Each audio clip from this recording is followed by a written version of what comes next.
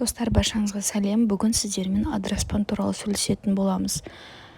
Видеоны көрмес бұрын маған подписка жасап лайк қойды ұмытпаңыздар. Адыраспан ежелден белгілі дәрілік өсімдік. Емдік мақсатта адыраспанның шөбіне, яғни сабағын, жапырақтары мен гүлдерін пайдаланады. Кезінде Ибн Сина оны сегізкөз жүйкесінің қабынуы кезінде шаншуды басатын дәрі ретінде пайдалануға кеңес берген.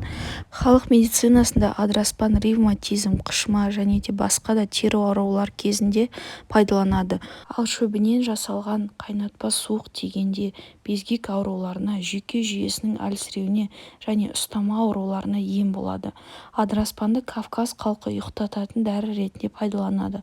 Оның шөбін жағып түтін мен бас ауруын емдейді және жұқпалы ауру сырқауы бар адам жатқан бөлмені ыстап тазалайды.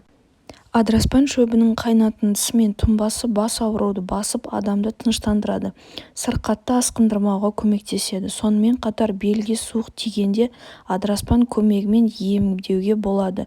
Ол үшін кептірілген ұнтақталған 50 грамм адыраспан шөбін шүберекке түйіп, сыртынан қайнаған су құяды. Сәлден соң суын сығып, қалтаны жылы күйде белдің ауырған тұсына басып, үстіне қыздырғыш грелка қояды.